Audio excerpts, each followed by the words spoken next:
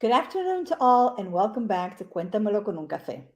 Our guest of today was born in New Delhi, India, same year I was, different month. When he was barely 2 years old, his family immigrated to England. Despite being advised by his drama teacher to keep up his studies due to his shyness as a child, he persevered, pursuing his great desire to become an actor. Throughout his childhood, he always had a great desire to act.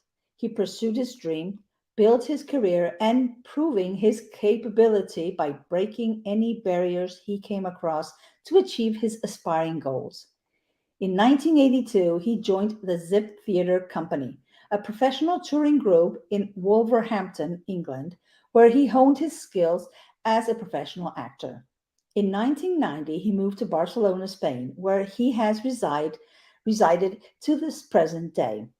1991, he has worked ever since that year. He has worked as an actor on many well-known television series and feature films in Spain. His works include appearing on the popular Catalan TV series El Cor de la Ciutat and in a total of 87 episodes, where he played a young Pakistani man looking for work and settle in Catalonia. Furthermore, he has worked on other Spanish series such as Águila Roja, Los Serranos, El Comisario, Mir, El Síndrome de Ulises, Fugitiva, as well as on TV movies such as Vicente Ferrer as Pereira, Cuatro Estaciones as Mahatma, Godspeed, One Secret Legacy as a voice actor, Vida de Familia, amongst many others. In 2011, he achieved his BA degree in theater studies, dramaturgy, critical theater, from Rose Bruford College in Theater and Performance in Kent, Great Britain. Some of his latest appearances were on the highly popular Netflix series Money Heist, La Casa de Papel, which has had worldwide acclaim. In this, he played the role of a surgeon, Dr. Ahmed, who conducted an operation on Nairobi via a video conference communication. Following his appearance, he has received huge amounts of admiration from friends and fans of Money Heist. Other films where he has worked in have been Anacleto, Agente Secreto, Manches, Fuga de Cerebros, Guadalupe, India, amongst many others. Being the feature film Astro as Curtis, which is in post production, his first to the last project of this year.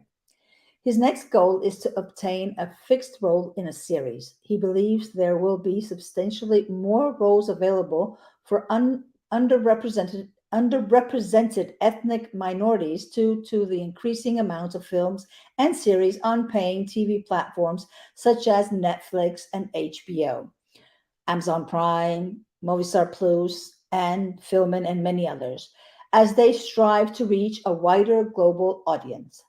He says he is open-minded and will accept roles on films or series, whether they are in Spanish, British, American, Bollywood, and so on. Well, it's a pleasure for me to welcome Jaskaran Brady. Hello, it's a pleasure to be on your show. I'm really looking forward to this and how it will turn out. Yes, I'm very happy to be here. It's a pleasure to have you here. Okay, I tend to call you Brady, but your name is Jaskaran and not Brady. Okay, so how do you prefer to be called? Well, Brady's, I've been called Brady since I was about 14 years old.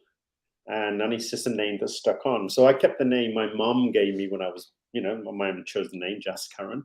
So I just, to respect that, kept that name. But I like the name Brady as well. So everyone calls me Brady. It seems very odd when someone calls me Jaskaran. Even my mother sometimes calls me Brady. So, so it just becomes, it's me. I'm Brady. Okay. Yeah, okay. Yeah. So I'll be calling you Brady as I usually do. Uh-huh. So just tell us a little bit how and when does it all start? Was there any film or TV series that made that click in your mind and in your heart that drove you to become an actor?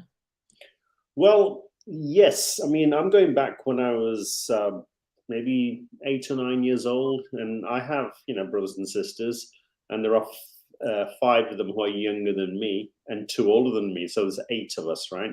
So we Mhm. used to play mine. I was like the eldest, and the other five younger ones. We would play little games and little stories and things like this.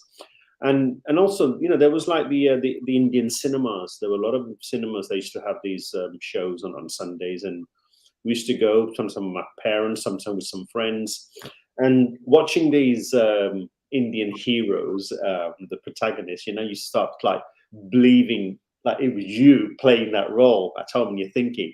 And I was, got that inspiration and say, I really want to be an actor. I want to be an actor, and I just kept that goal, and I kept going. Look how far I've reached. So from when I was about 8 or 9 years old. Yes, yeah, Yeah. okay. You know that there is a high percentage of support in this profession, which is very important, especially when this support needs to come from the family, being it your blood family or your after family, or I don't know how you say it in English, your political family. Okay. Mhm. Um, Your have you? in-laws. Yeah. Well, excuse me. I think we say in-laws. Your In-laws? No, but not only in-laws. I mean, we're just talking about your girlfriend or whoever. I mean, okay. it's just the non-blood family. Um, have you always had support from your family Well, I wouldn't when? say it was direct support. Okay. I would say it was something that I wanted. Uh-huh. And I remember going back in 1981, and I was doing a course in a college, Yeah. and we had different subjects. We had maths, we had English, we had science, and so on. And every person were allowed to choose 2 weeks works experience. So the tutor asked everybody, what would they like to do? And somebody said, well, I would like to work in a restaurant. Somebody said, I want to work in an office. Somebody wanted to be a carpenter. When it came to me, I said, I want to work with films. I said, what? I said, yes, I want to work with films. So what they did, they rang different places and they Mhm. get you 2 weeks works placement. And it's unpaid, but when maybe they pay you, that was, out of their choice, So they found me a job at the Odeon Cinema in Wolverhampton as a projectionist. And Mhm. I said, wow, I mean, this is going back in, I tell you the show that was on, Kramer versus Kramer and Rocky Ooh, 2. okay. I think I've seen Kramer versus Kramer over 100 times working at the cinema. So in the 2 weeks, I learned how to splice the film, put the films together, and run them on the projector, change the projectors, etc. And they gave me an excellent report. And so after when I finished the 2 weeks training, Mhm. the manager called me and he said, "Look, you did really well. We're really happy with how you worked. We're offering you a job. So when you finish your studies, there's a job for you." I said, "Great." So I decided to take up the work, and I worked there. And unfortunately, in that time, the video era came out, and the cinema started shutting down, and Wow. the cinema shut down. So and then from there, I continue pursuing the career. See, Wow. So you had your little moment of Cinema Paradiso. yeah, well, yeah, if you want to say that way, yeah. Uh-huh. That's And nice. like I said, when you asked me about direct like support, I mean, my parents, they were open to that; they didn't mind. But of course, they maybe were oblivious to ideas of saying, "Oh, you got to go to a drama school. Let's get you in drama school." Or you got to go to ballet classes, or you got to go, piano classes, whatever. We just did it on our own accord, and it went through. And Mhm. perseverance, if you have that, and you got to. Anyone in your family I mean, works in this industry or in theater? No, the only person is my uncle, my father's youngest brother, and Hmm. he's a singer in India. He used to call himself the radio artist because maybe he appeared on radio. So he was the only one that had real blood connection that in Okay. the artistic world. My father, he spoke, he could speak, I think it was 5 languages. So Punjabi, Hindi, Urdu, English, obviously, and he could write them, all three of them, without any problems. So Yeah. he also did a lot of poetry, writing poetry. So that was Hmm. the other artistic element that we had in the family. So maybe something's come off there, but yes. You've worked as an actor both in theater and in audiovisual, in cinema and TV. Which one is your favorite, if there is one, and why? Well, there isn't a favorite. They're very distinctive. All right. Hmm. Okay. So if you take the theater actor, all right, you get your audition, you get your role, and you spend, a couple of months working on the rehearsals, and you start to build into the character because you're doing this every day, every day, every day, and you build into it. Hmm. And then you perform maybe for 3 months, and every night you perform in the same role. And obviously, there must be there's always like a margin where you can change a little bit, go a little bit, and you can always keep into that bracket. And in the film acting, it is quite similar. But when you get like, let's say, a supporting role, Hmm. um, maybe, or just on a couple of episodes, and roles under that not really been that difficult to characterize. Okay, and you can. Well, I feel that I can actually go in front of the camera and be the person I'm playing, or when I come out of the camera, you'll see Brady again. I don't have that difficulty. What some people do, some people, they have to spend months and months and months getting into the role, and then they can't get out of that role, and they need months to actually delete that role from their persona. So Hmm. for me, it's just, and most of the roles I had have been very easy because it's kind of, you see, and like I said, anyone can play a doctor. You don't need to be some expert to play a doctor. You can play a doctor, but I think that you can build into it. If it's a film, you have a feature film and you go all the way through, and you have a main role in the feature film. Then you work on that character, and you find ways to, what would Brady do and what would the character do. And if I always say scratch my head, because I just like scratching my head. I mean, of course, maybe just slips one of the moments in the thing, and I scratch my head. Well, hang on a minute, that character would never scratch his head. Why? Because he doesn't scratch his head. So those little things you've got to be very, very careful of, and Hmm. try to say no. I did a film once, and he was playing a Muslim architect, and I had to think, okay, I'm left-handed, but I know Muslim people, if they were eating, they wouldn't eat with the left hand. So I had to make sure, right, when I was taking, I was using my hand. And it was difficult because this hand is like really Yeah. difficult to use. I'm very left-handed. So it was difficult to eat, but I really worked on that to make it look very natural. So those little things that you've got to be careful of in cinema. And, always that a little smile comes like a big thing on screen. So you've got to be very careful not to kind of overstep that line. Mhm. So I think that they're very distinctive. I like both. I'm happy with both. Naturally, depending on the role, but I'd be happy with both. My inclination, although, is with cinema. Okay. Would you say that what you just said about getting into character, that you have that ability, that easiness of getting in and getting out with no problem? Um, would you say that that comes when there is innate talent? Um, yeah, I mean, we do have an element of talent, but I think a larger percentage is actually hard work. Yeah, I mean, it's like saying, when I was a child, we used to play football when we were, Mhm. say, 6 years old in the school. How come some boys are very good at football and I was terrible? I wouldn't even know which leg to use. So it's just, maybe it is innate. Maybe it's that little talent we have. So It is. you have that, yeah. I I mean, why? think It's the same thing comes with singers. Why do certain people have better voices than others? Because they have an innate talent. Another Yeah. thing is that you learn the technique to make Okay. it better.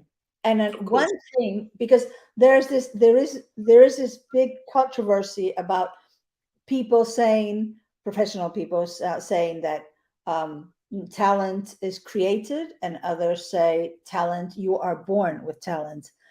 With all my respects to everyone else, I believe that you are born with talent, and Mhm. then you can better your technique, but you are born with talent. I'm not saying that those who are not born with talent cannot be good professionals. They can be good professionals because they will be receiving the same education, technique education, as one who is born with talent. But the talent, you can see it, you can feel it when you're Yeah. seeing a person who is talented, being as a singer, as a sports person, or as an actor. You can see it. Where you can see the other difference, the person who has a very good acting technique, but you can still see that,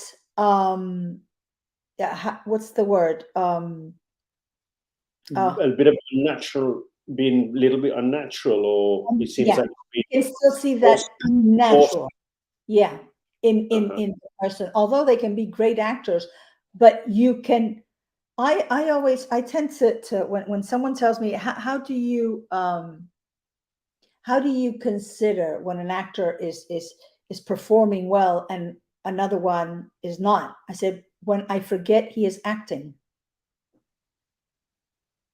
When I Um, am watching this actor or this actress perform, and I yeah. completely forget they are acting, and I do believe they are the character, for me, they are doing a very good job, Of course. Yeah. because Yeah. I am believing in the character. I no longer see the actor. I only see the character. But Mm. when I see the actor, even if it's minimally, for me, that person does not have innate talent, although they may have the best schools, have gone through the best schools. I mean, like they say in Spanish, para muestra un botón. You have Tarantino. He hasn't even put a foot in a school, in a filming school, and look at him. And Yeah. like, there are many people. Yeah. That's it. So, but that's innate talent. They Uh-huh. know exactly what to do and how to do it, when to do it, and with what and with whom. And Yeah. that's It's when like, they create the greatness. yeah. It's like you're saying. What's the actor who played Freddie Mercury? Ramin Malek. Yeah, Yeah. yeah. I Rami mean, Malek. when you watch the film, first 5 minutes you see an actor, but after that you actually see Freddie Mercury. You don't see him as an actor. You see Freddie Mercury, and you just believe that's Freddie Mercury. And that's how good he is. Oh It yeah, made you believe that it was Freddie Mercury. yeah, You know, definitely. and The only times I would come back to Rami Malek, because I knew of Rami Malek doing other things, but when I come back to him and I see him as Rami Malek, but not as Rami Malek, I don't see him as Freddie. It's when it's opened scenes that you see his height, because Rami Malek wasn't that. Rami Malek is quite short. I mean, Freddie Mercury, he wasn't really, really tall, but he was taller than Rami Malek. So mhm. that's when you see, okay, it's Rami Malek. But still, when it cuts to his face, you really do see, you really Freddie, do see Freddie Mercury. You don't see Rami Malek. He does it so good. So that's why I'm saying that's when the talent is born in the person. You can uh-huh. see it. You can see it. You can feel it. You can sense it.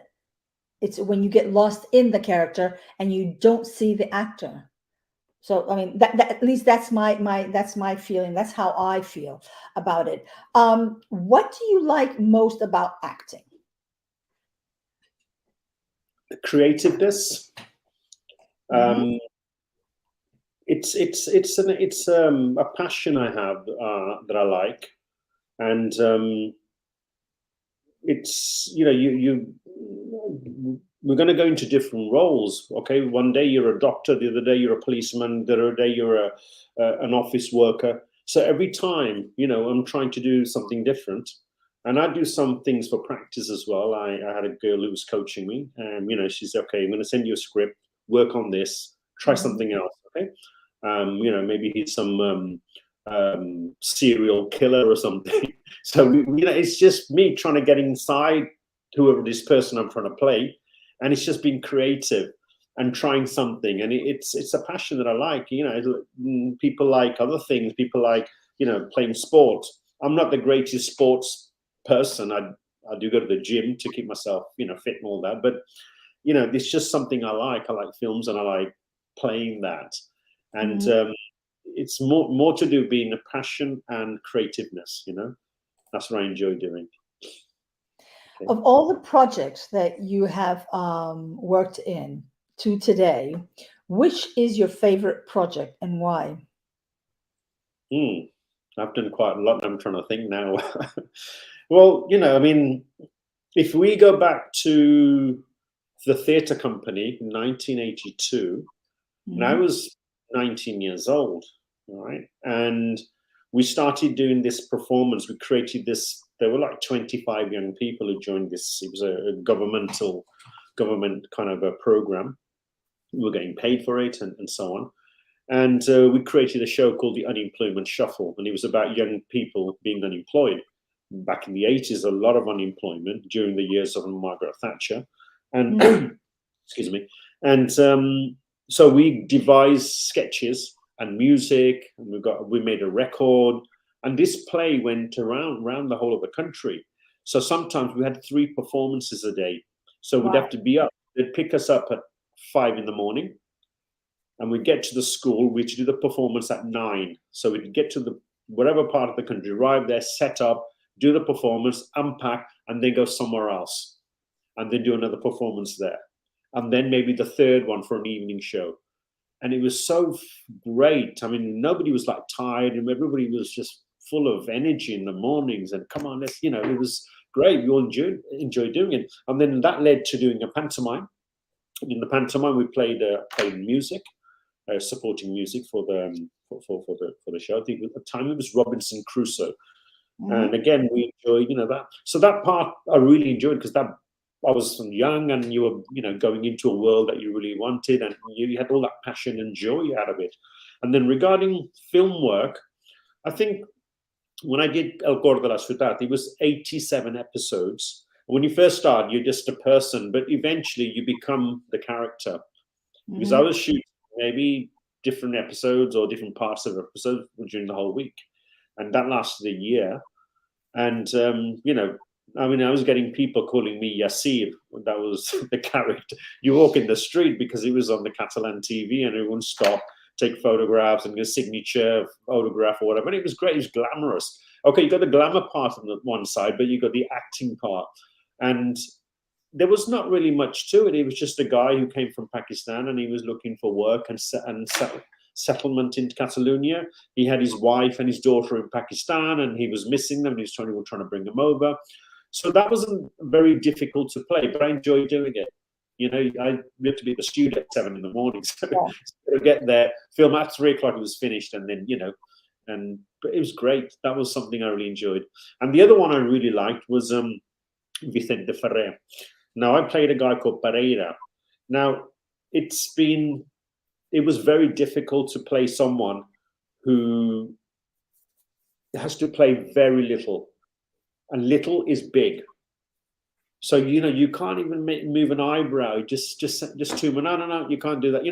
So you have to be all very, very aware of not to overdo that little bit, because that little was big. And that's how the director wanted it. He appeared in a lot of scenes. Now, that film was shot in India in 5 weeks. In 2 weeks, 2 weeks of shoot, we had over 12 hours of film. So could you imagine reducing the other 2 weeks? Could have been maybe 20, 30 hours of film, and reducing it down to 2 hours. So there were a lot of scenes that were edited out. And you think, well, I like that scene, it wasn't in there. So, depends on the editors. By the way, how many languages do you speak? Okay, English as my language, because I was English. Punjabi is my mother tongue, so I do speak to my mother in Punjabi and my mother's friends, etc. Spanish, because I've been living here 32 years. Catalan. So those 4 languages, and Urdu is very similar to Spanish, to Punjabi, and it's easy to understand.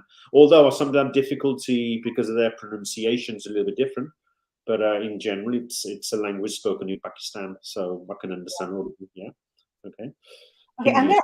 I'm gonna ask you a ridiculous question that I assume that many people have already asked you so many times, but obviously, as they say, curiosity killed the cat. And I need to know. Well, it's not only me. My son really needs to know this. So he said, "Why don't you ask Brady?" Okay, since you are originally from India, um, not all India does this, but why do Indians move their head when they talk? Well, it's actually it's a way to say I agree Okay. or I disagree in whatever you're saying. I agree with whatever you're saying. So I said, okay, okay, okay. So you And could if you, say, I don't want to go if out you because it's don't, raining. Okay, okay, okay. You but say, if I you're not, want to go. Huh? yeah, but if you don't agree, Yeah, but they also, if you say, I don't want to go outside because it's raining. Okay, so okay. I'll agree with you and I say, okay, okay, okay, okay. And if you say, I want to go outside because of sunshine, I want to go to the beach, I'll say, okay, okay, okay. So it's a way of saying I agree with what you're saying. Okay, it's just like putting more emphasis Yeah. in your own response. Okay, it was just a curiosity. I mean, many Because in people Spanish you not say only vale, know, vale, vale, vale, vale. You say vale, vale, vale. You know, vale, vale, yeah. yeah, but yeah, So but you don't do that. You don't shake your head. So that's makes it a bit different. Um, is there any project that you have regretted doing because it wasn't what you expected it to be? not really. I mean, there are projects that you work on, and sometimes you think, there were 2 or 3 shots that they took, and they were edited, and you think, wow, I did really well in that. If you go back talking about what I was saying about the Ferrer film, Yeah. what can they keep in, what can they keep out? After doing 30, 40 hours of film and screen time, so they have to edit it to 2 hour screen time. So a lot of work has been eliminated, and it's kind of upsetting because there are some parts you did really well and you think I like that, and it wasn't in there. Obviously it's down to the choice of the producers how they want it, and the director say, no, I don't want this, I want this, I want that, and they try to keep to the main storyline rather than putting extra things that are maybe not necessary, to reduce it. They could have converted into a mini series. That would be, at least it could have been, Yeah, they could have. but working with people, they're very, people have always been very nice. Whoever I Mhm. work with, very friendly and open, and so I've never really had any conflict with, fellow actors or fellow production teams or anything like that. Uh, Mhm. but yeah, there's no real case where I've had a situation where I think, oh God, I Yeah. think I've been happy with that. Mhm. Luckily, yeah. You live in Mataró, right? Yes. Okay. Have you worked collaborated with the master the last year students of their last year from the Catalonian film school, Escac. the Yeah. SCAC? Yeah. Okay. Okay, I have done I think three short films with them. Yeah, Hmm. 3 or 4. But there was another one. There was another school I had did. That was some time back. I mean, they started calling me when I was on TV3. So they would Okay. get in touch with the Actors Association, the Catalan Actors Union, and they said, okay, could you get in touch with Brady because we'd like him to play a role in this. So, and it was for me, it was a little bit of practice as well. I enjoy doing it, and yeah, and they continue. And I just finished. I was shooting this week in Madrid, and 2 or 3 people, even the director, had just come out of a SCAC who was directing the series. So these people do move. They get into the world. Um, Hmm. Bayonas, he was in SCAC as well. Look what he's directing. So So you would recommend early actors collaborate with these future filmmakers that are in their last year of studies, right? Okay. What I suggest, there's, we're going to find kind of middle ground as well, and I'll tell you about this in a second. Okay. People who are starting out, it's good to take up this, especially in audiovisual, because they can then create maybe a small show reel, okay, and present it to possible representatives, agents who might take them on, and they can get work. This is difficult to get an agent if you don't have a show reel. Okay, so if you do a small short film, 2 or 3 short film, get some extracts, put a 1.5 minute film together, maximum 3 minutes, and you might be able to get an agent. Okay, so that's a good way to start. Now, for people who have been in the business for some time, I think this is the other part I would like to discuss. I think that I had a case once, and it was a school, and they asked me to play a role. It was a main role, and it was a short film over 3 or 4 days. And I said, yeah. And I said, do you pay for this? And they said, sorry, we don't pay. I said, oh. I said, can you tell me how many people are there on the production team? And the girl said, well, I don't know, about 20, 25 people. I said, okay. So if every person paid 10 euros each, they could pay the actor. And I said, oh, we can't do that. I said, why not? Well, if you want, then the other one want. Well, And I said to them, but you guys pay 8,000 euros a year to study, 4-year course plus extras, and you can't pay the actor 250 euros for doing a short film. They never call me again. But I think that, they should at least. And the other thing is that by law, they should make a contract, even it says non-paid, because when you're on set, if something falls on you, and you break your arm or leg, whatever, you're not covered, and they could get into serious problems because they need to, but it's like working, but you could have a contract to cover you, the insurance, and they have to pay that minimum social security to cover you in case you have an accident. Yeah, so I agree. I totally agree. Yeah. Be very aware of that. Yeah, but see, there are also controversies when you're talking about that if you're not a known actor, a mediatric actor, they don't pay you. But then if one of the other actors is a known actor, they will be paid. Why? What's the difference? No, either everyone's paid or no one's paid. I have a shooting in November, and the director, she told me, would you prefer to be paid, because it's the money's coming out of her pocket, of her earnings, and she said, I don't have that much money, but would you prefer to be paid, or would you prefer to have Social Security? I said, no, you better have Social Security for everyone, and you better not even offer them to choose. No, I can only offer Social Security. So because if anything should happen while we're shooting, it's your head on the shelf. It's not anyone else's. So you better not give them the choice, because everyone's going to go for money. But no, because if something happens, it's your head. It's not theirs. So go for Social Security. Okay, yeah, no, I totally agree with you. When you're starting, it's very good. You acquire experience, and it's how you get your first show reel going, and they start meeting you. And there have been quite a few of filmmakers or even small production companies that have been created in their own studies, that afterwards, working with actors and actresses, they were so fond of them and happy and very integrated work-wise, that they would start shooting afterwards when they were just professional filmmakers. So it is good to know people and to meet people. And hey, I understand the other side too. They need to have professional actors to be able to take their project up. Of course. Because otherwise, if they're just going to take friends or people who are just starting, they're not going to be able, it's not going to have the quality to be able to present them to film festivals. So I do understand that part too. But as you say, your work has to be recognized, has to have a recognition in some way. So, like you say, they each pitch in 10 euros and that's it. And things like this. But well, we can talk about this forever.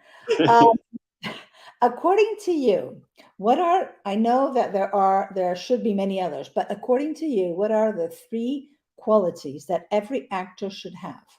Hmm. Well, I think you need self-esteem.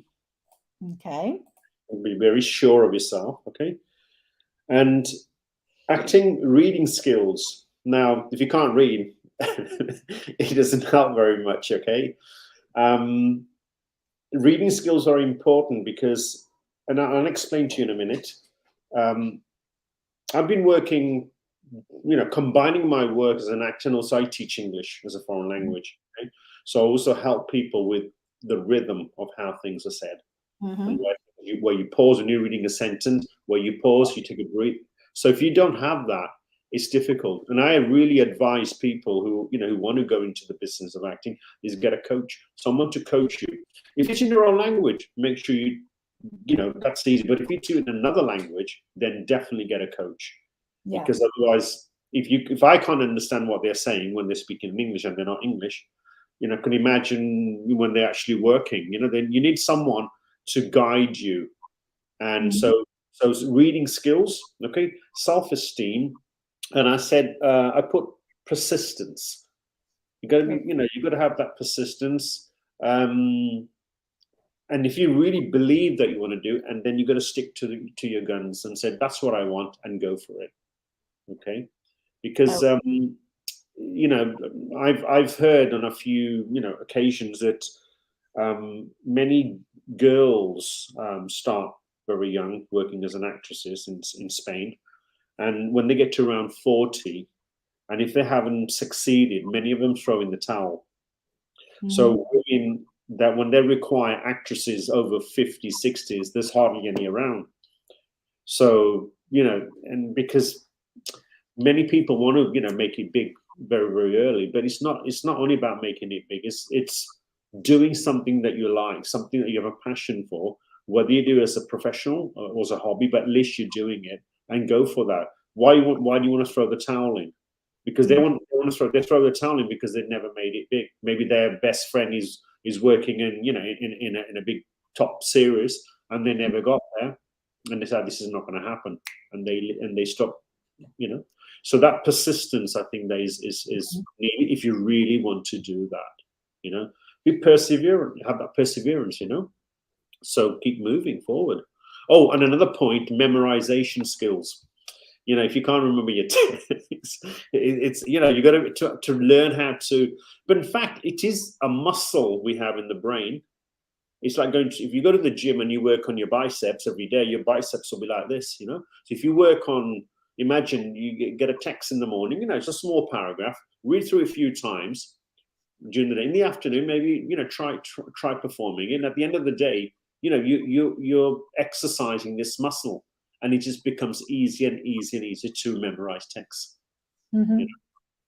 Okay. Yeah, but I mean, there are techniques that, I mean, there are so many books written for that. We're talking about the short memory and the long memory, and there are so many techniques. It's just that these things should be taught in acting schools, and they're not taught. No. Just like other things, like how to work on set in TV and film. The minimum that's not taught either. What is not taught either is they teach how to get into a character, but they don't teach how to get out of it.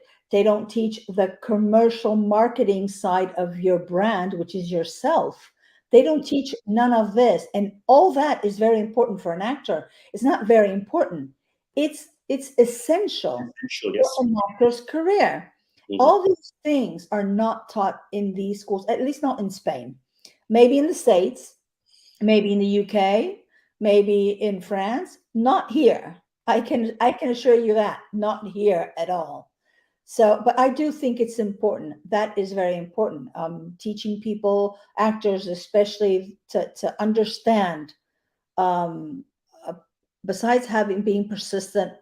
first of all, you have to be passionate about your work. It's the only thing that's going to keep you up. It's the only thing that's going to maintain that patience Mhm. of that dream job to hit you in the face. But another thing that you have to be conscious, is I usually say, is that you have to keep your goals high and your expectations low. You Mhm. go, you do the job, the audition, and you leave, and that's it, and you forget about it, because otherwise, there's no emotional human person that can take in so many no's unless you learn to say, okay, another no, who cares? Something Yeah. else, something bigger is coming. Mhm. Another thing which is important that needs to be told, especially with the young people, um, the young actors, the young ones that want to become actors and actresses, is you are you. You are not comparable to another actor, and another actor is not comparable to you. Whatever your friend is doing, whatever your friend has achieved, it was because it was his moment, it was his time.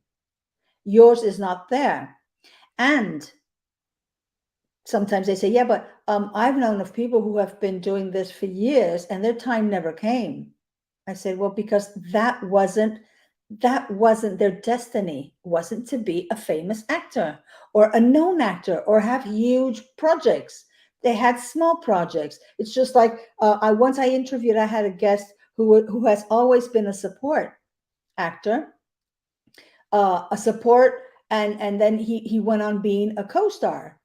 And I told him, didn't you ever want to be a lead? He said, no, I was fine with being a co-star. And I'm happy to be a co-star. I don't want to be a lead. I've never wanted to be a lead. So you have those people too that, why? I mean, being a lead, it's just like when, okay, let me compare this. Maybe it's not comparable, but it could be comparable when they say, for instance, in a couple or for a woman, you're not a full person or full family or full woman unless you have children. Why? Who invented that phrase? Mhm. Mhm. Well, same thing is with acting. You don't need to be a lead actor to be a very good actor. Mhm. You can be a co-star all your life and you've done marvelous jobs. So it's being very clear and honest, especially you have to be honest with yourself. Of course, yeah, yeah. That's Believe very in yourself. You got to believe in yourself and being honest, and believe in yourself. You have to be honest, and you have to know where your limitations are. yeah. I mean, I can't be what Beyonce. I don't. First of all, I don't have her body. I don't have her skinniness. I don't have her voice skills. No, I'm myself. So I have to work with the skills I have, Mhm. or Mhm. the skills I can achieve and implement in my own acting. But those things are very important. And I've been to some schools. I've never heard these things. I mean, I'm a grown woman. I've gone through life. I know do's and don'ts and evens and odds. But Mhm. all these young people that have so many dreams, and you're just seeing that it's as if, how would I say, if it's just a business for them, for the schools. It's Mhm. just business, and I don't give a shit how you feel, or no, no, oh no, you're doing fine, and you're there thinking, really? How can they say that? I mean, they're not doing fine, and things like that. It's just at the end of the day, you see that it's just money. It's not really trying to transform that um that diamond into a huge shiny rock. No, Uh-huh. at the end of the day, it's how much cash I get into my school.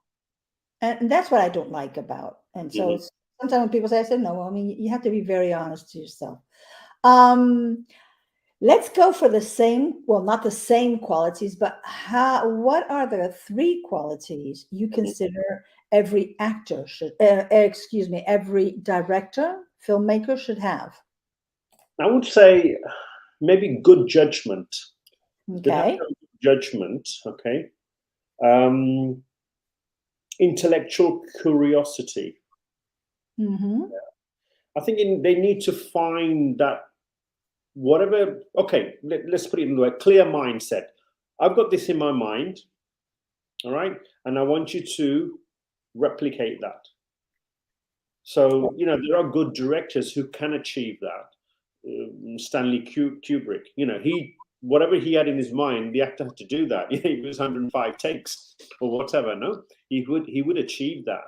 So that is, I But think that. that's because he knows how to speak and knows how to explain how he wants it and what he wants. There are some others that they just tell you, but they're not telling you a word, and you don't know where they what they want, where they want it, and how they want it. And you're having 20 takes, and the director keeps on telling you, no, no, that's not what I want. So at the end, you end up telling him, okay, you do it so I can see, because I'm not understanding where you're going. So they need to know also how to express themselves and explain themselves in order, because I mean, you can have something here, but that doesn't mean I'm a mind reader and I know what you're thinking and how you're thinking. So you have to explain how you want. I mean, what you have here, you have to have that capability to be able to take it forward to everyone else, so everyone else can understand. I'm not talking only actor wise, but I'm also talking tech wise for everyone else in the team. They have to understand your point and the stories that's in your head, how you want it to be made, because otherwise it's quite complicated. Okay, and what else? So we said good judgment, intellectual curiosity, and I said clear mindset. And you know, when the film is fragmented into, you know, so many different scenes, and not only scenes but just shots, you know, we're taking a short one, a long one, and do this way, that way, you know, the director, you know, has to know every single shot of how he wants it, because he's got that, you know, they've got the story totally built. If you take Christopher Nolan's films, they're very complicated to understand. I mean, could you imagine filming it? I mean, one thing is reading a book and you know, and then taking it into like a jigsaw puzzle and trying to put it together, and then having the story perfect as he thought of it, you know. So that is some one talent that they have, you know. That's very, very perfect, for that film, you know. Yeah. So, yeah. Lately, I've read comments, you know, in the network that some people consider that it is a must to have acting skills, and others consider that not that much of a must. What do you consider? Do you consider that it's a must that you study acting, or okay, let's put it this way. Something you do have to do at least some workshops and things like that. But let's compare it to studying drama school, right? Your 4 year of drama school, or is it just enough to do workshops and things like that? I think that depends on the individual. Of course, if you go to a drama school, you get a lot of training, and you know the whole training is just pure training, reading and performing and making yourself as an actor with the voice training, etc. And you know you're building into something. If you go to workshops and things, you're getting little parts of learning basically, but some people are very good at that. They can take a little. I mean, if I heard, I mean, I don't know, you know, I read somewhere as well that Johnny Depp, you know, he was a lorry driver or truck driver, and his friend Nicolas Cage. So why don't you come to some drama classes in the evenings? I don't think he went to drama school, but look where he is. So, you know, but he's an actor who's, you know, very chameleon in that sense. Well, a lot of the times it's just characterized. Okay. But then you get people like De Niro. De Niro, you know, he went to Stella Adler School. And I remember I read a biography on him, and you know his mother said to him, you know, what do you want to do?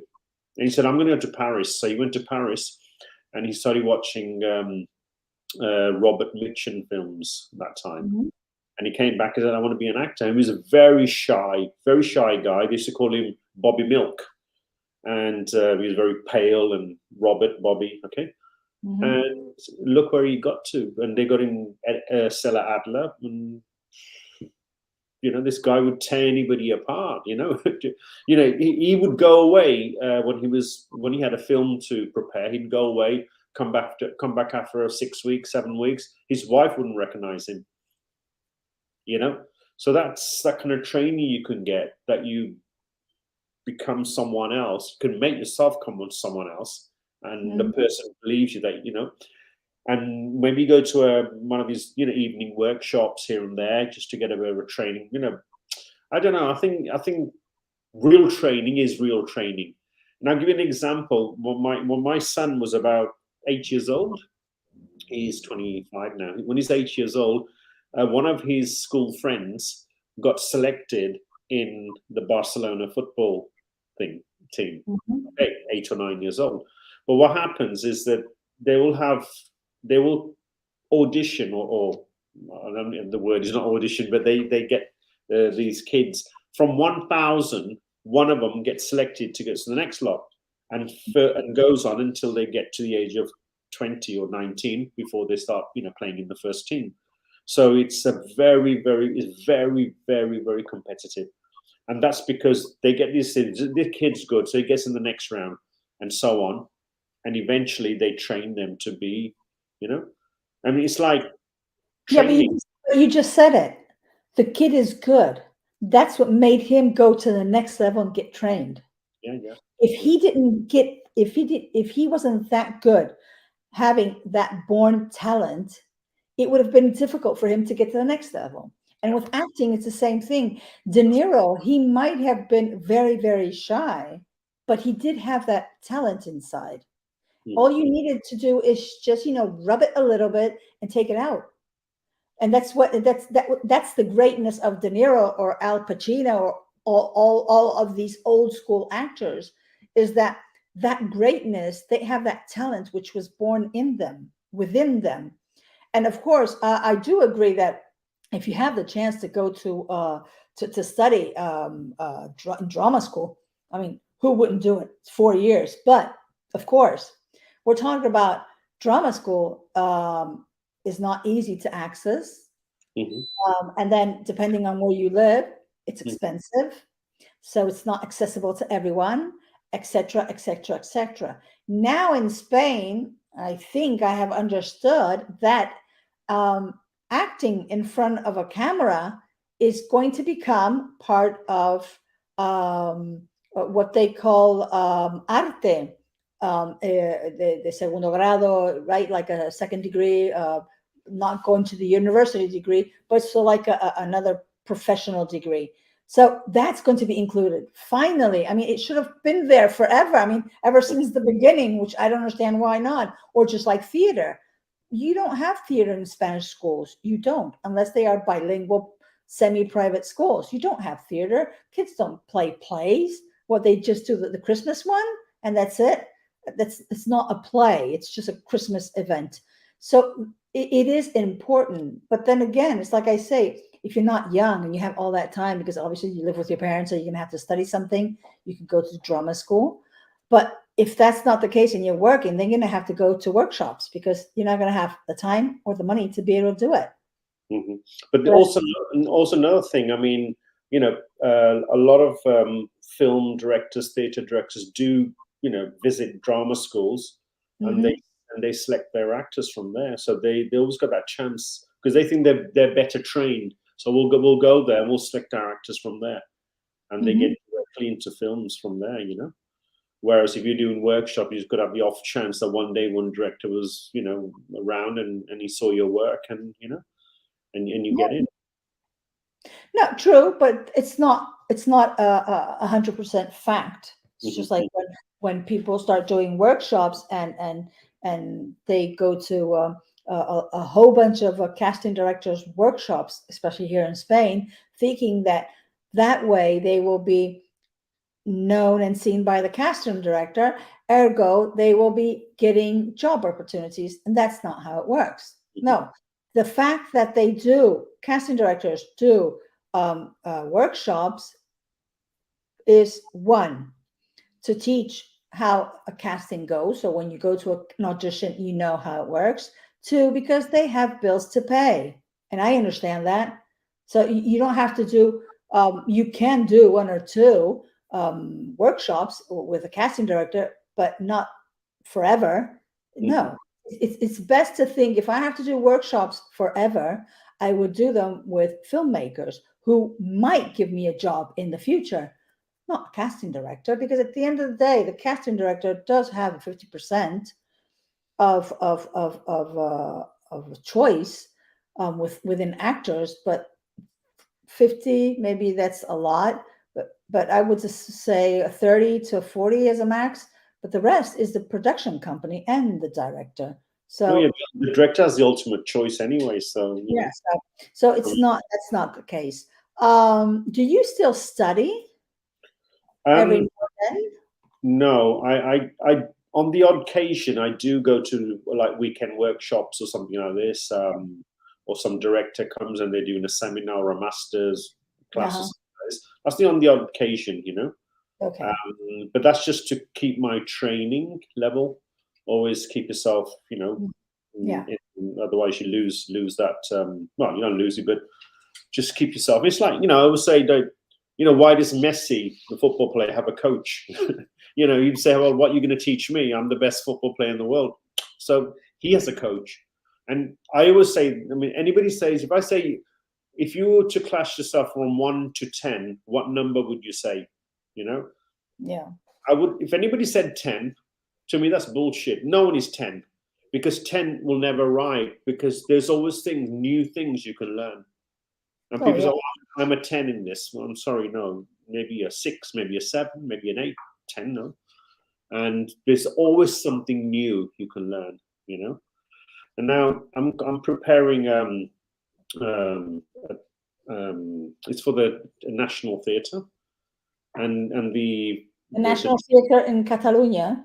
yeah, yes, okay. It's an open audition. It's not an audition for a specific performance. It's just they've got every 2 or 3 years they change the director, and then the director wants to see new faces. Okay. So I applied, and you know they said, okay, can you prepare a text? So there's two texts I'm preparing. One is a contemporary. It's got to be in Catalan. Obviously, the Catalan theatre is going to be in Catalan, and it's a play written by Jordi Galceran, and it's called Credit. There's two guys, just two guys in the whole play. One is asking for a credit, and the other one is the bank director, and this is quite funny. So I'm preparing that text. And the other one I thought I would do would be Tiresias from Oedipus King. And it's the Mhm. blind man who's speaking when he hears his birds are Yeah. burning themselves on things. And that's very difficult to learn, but I'm working on that because it's classical Catalan, and I got to make sure the pronunciation and the diction and the rhythm is correct. So I've got till the 12th. So I've got a week, 8 days for my audition, and then it'd be just like an audition that we kept on, you know, in record. Hmm. And if I demonstrate, yes, you know, we can also speak Catalan well. Wow. So Well, we wish you all the luck and, break a leg and break a yeah, leg. cheers. Uh-huh. Um, which of your projects, past projects, has been the hardest to work on? I assume being as an act, I mean, you being an actor, which one was the hardest to prepare character wise? Difficult question. That I think because lots of them were very, like I said, easy going in front of the camera and coming out. No? But I think when I played Pereira, the Hmm. Vicente Pereira film, because he was a guy, he was a dowser, find water from the ground, and he's a real character, a real person that existed, and he Hmm. worked closely with Vicente Ferrer. Um, because according to the director, he didn't. It was like very, very, very little things he could move. He could, Yeah. Um, so in on screen when you're being filmed, you lift an eyebrow and he shows big. So you got to be very careful, very, very subtle. And that was the hardest thing to do because it was Hmm. through the whole five weeks of shooting, and we're shooting practically every day, and just making sure that you do not just little bit was an exaggeration. So that was hard to do. Mm-hmm. So the director said, Brady, little is big. Okay. Let's bring it down. Yeah, it's just You know? like, don't do anything, just stand there. That would have been the Hello? best thing. I said that if it would have been easier for you just to stand there and not do anything. Yeah. So Um, that's yeah. As were talking previously, that in schools, in acting schools, they tend to teach you how to get into character, but not how to get out. Do you have any technique? We're talking about especially for those characters who are especially emotionally complex. Do you have any technique as to getting out? getting out of your emotion. Getting out of the character. Okay, let's say you're portraying a character which is a very strong emotional character, right? Someone who is totally not you. Because okay, in I would say maybe 80% of the characters we play, there's always something that is like us. But let's say you're going to be playing a psychopath. You're not a psychopath. Let's say you're a psychopath that kills kids. You're not a psychopath that kills kids, but you have to play this character and you have to make it a maximum, not a maximum, you have to make it believable. So you have to become a psychopath. Mm-hmm. Now, you have that ability to get into character with no problem. You get into that. But have you ever had any character that you did have to say, okay, I'm going to have to meditate after I finish this, or I'm just going to have 3 or 4 shots of tequila to get out of this, or forget, or it's just that when the director says cut, you're out of it. You're Brady again, and you're just talking with everyone else.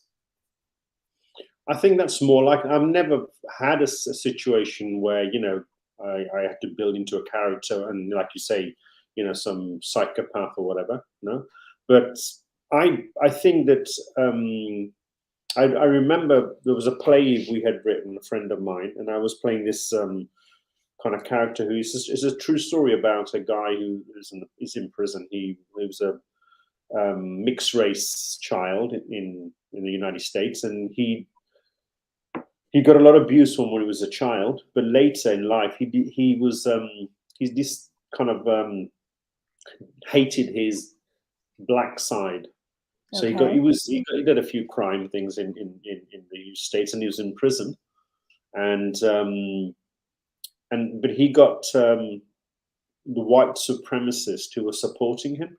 It's Mhm. weird because he was mixed race and dark skin and all that. So we were working on that, and he's like this very, very strong character with this, and it was a play we were doing with some friends as a hobby kind of thing, not professionally, And there were a few days where I felt like him when I was at home, when when I wasn't actually working, and he was kind of stayed in me because it was Yeah. very, very, and he had to show this character, this person who existed, had to show the other inmates that he actually said, I don't believe I'm black, I'm white, and he Yeah. made white supremacists believe that, and that's something very strange, so Yeah. you know Have you ever turned down a job because okay, there's controversy on this too. Many actors say that, well, you're an actor, you should take any job, and whether the stories about something, even if it's something that you don't believe in, or you don't agree, and this and that, you're an actor. No, I mean, I don't agree on that. Have you ever I rejected any project because the storyline is not what it's ethically, it's not, it doesn't go along with you? Yes, I had I mean, I'm gonna disclose this information now to the whole world. A television company from Spain, they have a program, and there's an audience, and so there's a conflict, and it's a courtroom. Okay, yeah. So and at the end of the 15-minute program, the judge decides, how the people and say guilty or not guilty. Mm-hmm. So I get a call from the TV company, and they said, "Okay, we would like you to participate." And of course, we're actors mixed in with the public. Mm-hmm. Now, basically, it was an Indian guy who comes from India, or was it Pakistan? But I can't remember. He comes here, and no, sorry. A girl from here went to India or Pakistan, I think. She fell Mm-hmm. in love with him. They came over to Spain and lived together. They have a daughter. Now he's very traditional in these ways, and she's occidentalized, no? And they have a daughter, and the daughter grows up, and so this couple have separated anyway, and the man has the idea that his daughter should marry someone that the man had to go to India to find. Mm-hmm. The wife is saying, "Now my daughter was born here, so she should marry who she wants, and you can't bring that." And the text was quite it was a big argument, and there's some actors kind of planted in the audience who will and then the audience starts to participate. And I said, first of all, I don't want to do that, because it will ruin. If I see someone in the streets, first of all, they're going to think the program is real. They won't think as me as an actor. They're going to say, this guy is very backwards. Yep. They will think it's really Brady, who was this man who got married to a Spanish woman, and and he wants his daughter to. He's very old-fashioned. He's very traditional. That kind of stuff. I said, I'm not doing it. I said, yeah, but it's don't worry. I said, no, I'm sorry. It's going to ruin my reputation, and I decided not to do it. So apart from that, it's the whole program is false anyway. So but, no, the problem with that program is that many people believe it's not false. That's the problem. Well, yeah. Uh-huh. I mean, it's just like with the TV series Centro Médico, many people thought that they were real doctors when they're not. They were all actors, but they thought that the only real thing was the diagnosis and the sicknesses, the illnesses. Those were real, and the reason why they had created that series, it was to explain, right, to give explanation about the illness and how to prevent it and this and that. But still, the person who was giving those tips were actors. They were not real doctors. But many people in Spain thought that they were real doctors. They believed in it, and that's not it. And that court thing, I do know that program here. They have it. I can't remember what Spanish TV channel, but it's done in South America. I don't know if it's Ecuador or whatever, and it's just and they are actors, but most people believe that the judge is a real judge when it's not. It's an actor or an actress, and the people who are bitching around there, they are actors. That's not true. It can be a true story, but it is represented by actors. Well, people don't think it. And I do agree with you that it could have damaged your image as an actor and as a person too. And I went through a similar thing, but it was for a TV series, and it was going to be taken to comedy, but the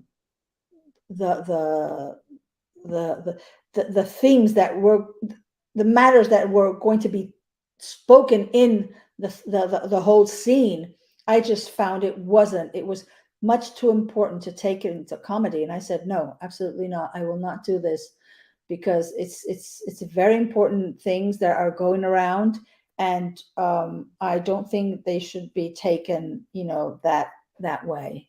And I just said, no, I'm sorry, I'm not going to do it.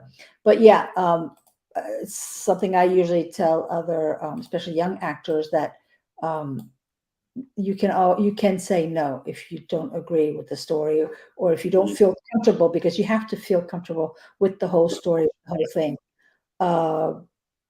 So it's not. I mean, it's how you say it. Not at whatever price. No, you have to have. It's like imagine morality. Yeah. It's like, imagine a political party that you don't agree with their policy, ask you to do a campaign with them. I wouldn't do it. If I That's don't it. agree with their policy, I wouldn't, I wouldn't, I wouldn't do it, regardless of the money, because then people associate you with that.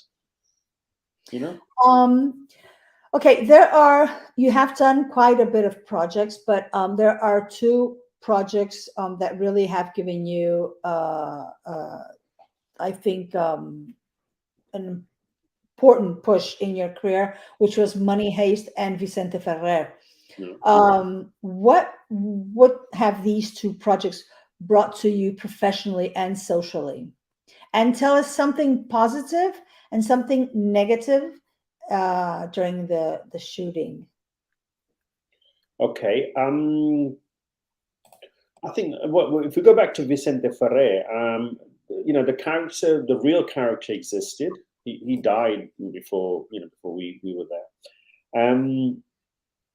I spoke to Anne Perry, who's the wife of Vicente Ferrer, and Ferrer is Anne Perry, Mhm. and she told me that Vicente Pereira, the guy, he was, they just called him Pereira. He was an Mhm. Indian guy. He had been, they'd been evangelized by the Portuguese. They were Catholics, and so she said he was like jack of all trades. Although his work was to find wells, and he found over 2,500 wells and ran in India. And but he was jack of all trades. So, and she said he was always to himself, and this sort of gave me ideas how I should have played him. Like just very person to himself, and that's why the director said little was too much. So keep.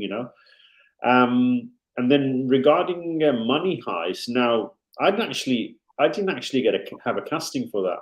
I was selected directly to play the role, and they've seen my work, and the production company have seen my show reel. They said, "Yeah, this guy can handle a job, no problem." And I learned my lines. And the negative part of that was that because it was like a video conference, Mhm. so I never got to meet the real actors, and I wanted to. And it was funny because in Vicente Ferrer, the girl who, sorry, in Money Heist, the girl who plays Nairobi is Alba Mhm. Flores, and Yeah. I also worked with her in India on Vicente Ferrer, Alba Flores, so I know her personally. But apparently, it was all done off screen, so it was, none of the actors were there, just me talking to a camera, and the reader of the other lines were sitting on the floor and whispering the words to me, and then they just dub it. But I enjoyed that a lot, and that just did give me a boost in the acting world, because that Mhm. just went around the world, different, and they're kind of I think it's franchise the word. Maybe they get like different countries. They do their own version. Oh yeah, Same, Korea has just released their own version of Money Heist. yeah. Yeah. So they get their own actors, but they keep to Yeah. the story. Yeah, Mhm. and the rest. And funny thing was, I decided to listen to the English version to hear my voice. It was some Indian guy they used who spoke, and I thought, wow, because they've obviously dubbed the voices in England. My voice is in Spanish when the real voice, when you hear it, if you see it in Spanish, Yeah. but the English version, it's been dubbed, and it was some other guy who's strange to hear yourself talking when it's somebody else's voice, no? So Yeah, I know the feeling when I did for Boeing, and it was Boeing TV Spain and Italy. I did Miracle Tunes, and I was playing Grandma Victoria, and we did talk to production and told them that if it had to be dubbed in English, in French, oh well, it was done in English. If it had to be done in dubbed in Spanish or in Italian or in French, that I wanted to do it because I wanted my own voice. And at the end, they do it. And when a colleague of mine sent me one of the the the how you call it, the footage, and I'm speaking in Italian, and I had this nasal voice. I said, it just is so weird to hear you in a language that you are fluent in, and that they haven't even bothered to use your I mean, for instance, in this film that I'm going to be shooting, we have put it down in, we did put it in the contract that if ever it is to be dubbed in any of the languages that I am skilled in, I have preference to dubbing my own voice, because I don't want to have this weird voice going around. I mean, okay, if it's in Punjabi, well, obviously, I mean, I'm not going to be doing it. But if it's in Italian or in French or in Spanish, it'd be so weird just to hear someone else's voice doing mine. But I do understand that. Socially, how was it? Especially not as much Vicente Ferrer, because maybe not everyone has seen the film, but Money Heist here in Spain, have they stopped you more than when you would do the series in TV3? Oh no, it's not as much here. I mean, with Really? TV3, because it was the Catalan main Yeah. series. It was actually based on EastEnders. Okay. There's a BBC TV series that's still going on since 1984, I think. Mm-hmm. I can't remember now, but it's EastEnders, and it was actually the TV3 people went to the BBC and they said we want to do something similar, and they gave them ideas, and it was like a bar and everything around them, and people go to the bar, people go to the hairdressers. That it was like the soap opera, and it ran for 10 years here Okay. every day. So that's why you got stopped. Even sometimes, even now, people say, "Oh, were you in that series?" You know, they recognize you from that. Money Heist. I had a lot of calls from friends, people I know who are watching it. Oh, you know, they film it like from their mobile phone or Yeah, they just sent it to you. see, you know. But yeah, you know, so socially that was, you know, but it's also I definitely include that when I send off for a CV or my material. I always put that in the thing I was on, you know, so they know it's a show that's went around the world. It's not just Yeah. any old show, you know. Yeah. So I use that also as a good reference for my work. Mm-hmm. What are your favorite genre in cinema as a spectator, and what are your favorite as an actor? Genre, I would say I like drama and thriller. Spectator or as an actor? Spectator. Okay. Um, as an actor too. I mean, you know, I'm not. You know, there's some people say, "Oh, I don't like watching this completely. I wouldn't, you know, participate."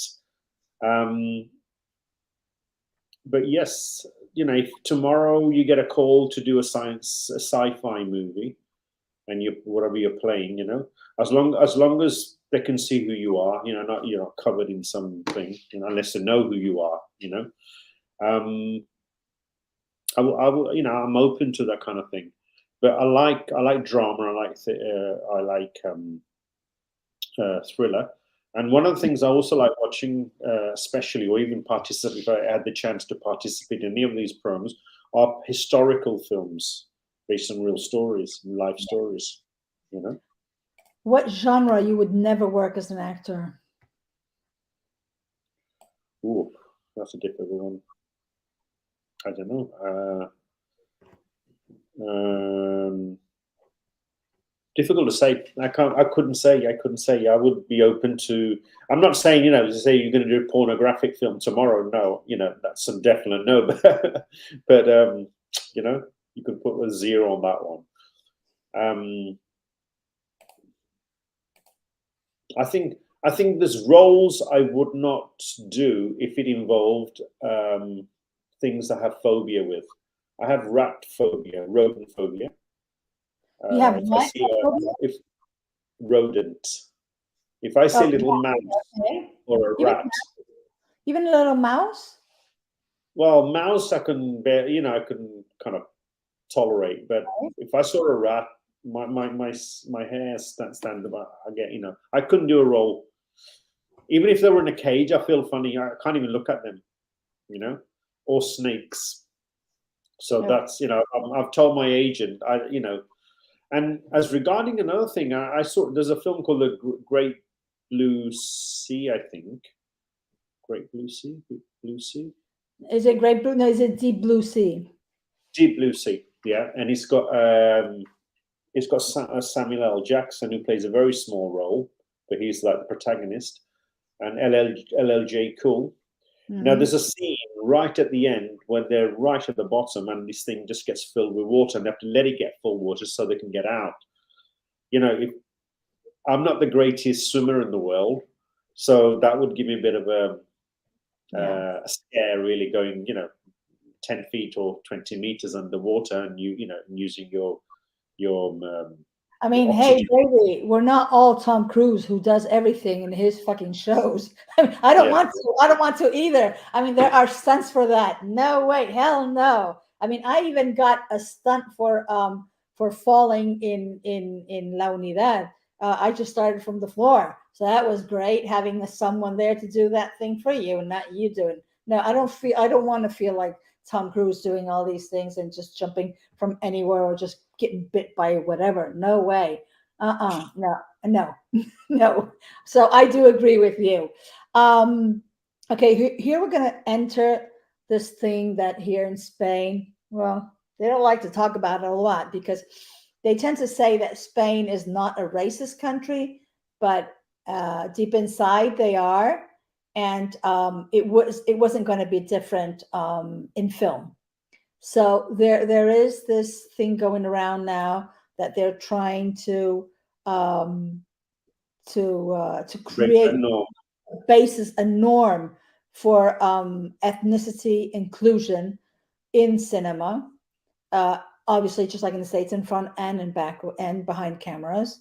What do you think about ethnicities being stereotyped in film? In Spain? Not only in general, in Spain, especially because it's where we live and where we work. And what do you think should be done to change this? This is a question I have had, for a long time, because a lot of the roles I played right at the beginning when I first started in the early 90s.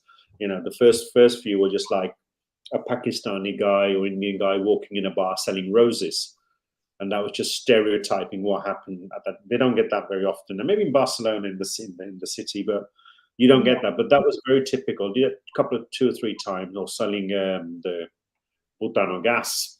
That's what they do. And one day I was doing there was a film called Fuga de Cerebros. And that was, it was a box office in taxi driver, right? Sorry, yeah, I played a taxi driver. So we were sitting in the green room, and I was talking to the writer, and I said, why don't they write roles, that are different? I said, look, to my knowledge, there are probably as much as half as many doctors in the world. Well, if you take all the doctors, half of them are Indians. So why can't you have an Indian doctor playing a role in a TV series? He said, but we don't have Indian doctors in Spain. And I said, well, why do they have Denzel Washington playing, main role? Why didn't you have Denzel Washington selling, little elephants on the beach? Because the Africans do that, because you know what I mean. So these guys will not break that norm. They think that this is what happens here. So we said, because the public won't understand. Well, we have to set that. We're going to break that for people to understand that anyone can do a different profession. I couldn't play a lawyer because there isn't a lawyer in Spain who's Indian. I said, well, it doesn't matter. I'm playing a role. You hire a lawyer. I said, don't you watch other series? Don't you watch Netflix? Don't you watch, Netflix wasn't around at the time. But they need to take a step forward from that, This happened maybe 40 years ago, 45, 50 years ago in the UK. Same thing, Now everything is, political correctness, and you've got to be very, very careful of not to, something subtle, you could get into trouble, So they should start working on that. I mean, now with these Netflix series and Amazon Prime and all, there's a lot of roles coming for different roles, not just saying, oh, he's a scientist, so he has to be, from Asia. it could be from Africa. It doesn't have to be from Asia, you know. So that kind of idea is there. Same thing happens here with female and male roles. I mean, if you're a male actor, well, of course, yeah. If you're a male, because there's the generic word actor for everyone. If you're a male actor, you can work as an actor since you're born until you die, really, because there's always a role for a man. But for women here in Spain, as of 45 until 60, we are almost invisible. And the few roles for our age are given to famous Spanish actresses who always get the same roles and who always get the jobs, and then you don't get the jobs. So like they say, well, yeah, but it's a matter of here it's casting directors. They throw the ball to the director. Director throws the ball to the writer. The writer throws the ball to the producer who's putting the money and wants a certain thing. And I say, listen, I don't care whose fault it is, but there is a way to get a solution. So why don't you fix the fucking problem? Because there is a solution. Don't tell me it's just like when you were talking about they wouldn't understand it. They don't know. Because I always say, a spectator is just like a client that you are going to sell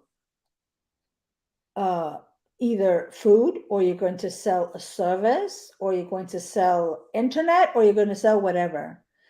Firstly, you have to study the client and give them what you know they're going to buy. If you don't know what they're going to buy, you're going to have to make it so attractive that they're going to want to buy it. It's just, these are the principles of marketing, right? You create a product for an existing need, or you create a need for an existing product. Those are the basics of marketing. So, and these, everyone knows this. But here in Spain, we have the comodismo. It's easier just to go with the flow. No, you have to make changes. Because if they assume the normality of seeing Denzel Washington as a lead actor, or Viola Davis, or any Latin American actor or actress having lead roles and doing whatever role, whatever character, why would they not assume it's a normal that it happens in Spain? Because if you go to an everyday, you can find, well, maybe not in for instance, in Castellón, because it's a small town, but if you go to Barcelona or Madrid, you might find an Indian doctor, or you might find an Indian economics, or an Indian math teacher. Why not? So it's just being, the problem in Spain is that they don't like to get out of their comfort zone. Yeah. That's what makes it difficult. But it's not, like you said, it's selling a product. Yeah. It's just selling a product. Okay, now it's selling time for you. So tell us, with which film and or theater director would you like to work with, and in what genre, if you could choose? Well, if you hit the big names, you say, right, wow, I've just got making a film with Spielberg, or with I don't know, Christopher Nolan, or actually one I would really like to work with is Guy Ritchie. Oh, Guy Ritchie. Yeah, from London. Yeah, and all the films I always like these kind of London-based gangsters. Now, I'm from Wolverhampton, but I did live in London. My parents, my part of my family live in London anyway, so I go backwards and forwards, and I can connect with that, and with the Cockney rhyming slang and things like this. So that's one director I really like to work with. And if it's a female, I would say Angelina Jolie, Catherine Bigelow. The big names. In Spain, Spanish directors. There are new ones coming out. I've just been filming. I was in Madrid 4 days ago. It's a project. Mhm. I can't disclose the name of the project, but and the girl, she's come out of school, and I think it's a third project she's working on. She's Oh, directing a series that's on mhm. one of the platforms. So, who's ever hired her obviously loves her work, and she's young. I would say early 30s, 31, 32. You know, so she's directing. Really nice, very nice to work with. But I've always seen, there are things that they are learning as well, because they've just come out of school. They've directed one short film, another short film, and then they get directing series. Mhm. And who's ever, had confidence of hiring someone, we've got to think, hang on a minute, if they spoil my film, I've lost money and time. So that's a guarantee they have to work with as well. So Yeah. it's good, and I think that should be a little bit more dynamic. That's all. Okay, they're starting out as well, so Yeah. Um, and what was the other question? I can remember. Oh, theater. Theatre directors. Well, I don't particularly. I mean, I did an audition in Madrid once, and a guy called Mario Gas is Mhm. quite here. He directed a play called in Casa in Kabul, Mhm. at home in Kabul. I think it's by Tony Kushner, and Mhm. it was actually written before the Afghan war, and Okay. how the build up really goes. So I went for the audition, but even so, it was difficult. There were some technical problems, and eventually I never got the role. Mhm. But I would like to work with some, directors who have been in that profession for years, okay, in this country. And in England, I'm kind of been out of touch for 30 odd years, so I wouldn't know which theatre director to work with. So Mhm. yeah. Well, there is. Maybe you should ask your agent to contact the. I don't know who is the casting director, but I do know that Pedro Almodovar has his two first English projects. One is a short film, a Western film, Hmm. like cowboys and horses. Hmm. And wait, hold on a second, because I want to give you the names of the actors who are going to be. Okay, so the name is Strange Way of Life. That's going to Hmm. be shot in tabernas in Almeria and in Madrid. And then there's another one, which is a feature film, which is called A Manual for Cleaning Women with Kate Blanchett. And that's going to be in English. Both of them are in English. His first film's in English. Hmm. And I know that he's going to be co-producing a TV series, "Women in the Verge of a Nervous Breakdown." Yeah. He's co-producing that one. But these two are for I think they're going to start by autumn, or Hmm. even, but it's supposed to be out in next year. So, might be good for Great. you to know that there's Well, these projects with Pedro Almodovar. You never know. wow. Yeah. Uh-huh. Okay. Yeah. Okay. Um, I'll not. do you think that auditions are necessary, or do you think that for professional actors who already have their work that can be seen and their reels, etc., do you think that only a cold reading would be necessary and not a proper audition? I mean, for instance, I just got an audition for this short film, and the audition is the whole scene. I mean, we're talking about a 4-page scene.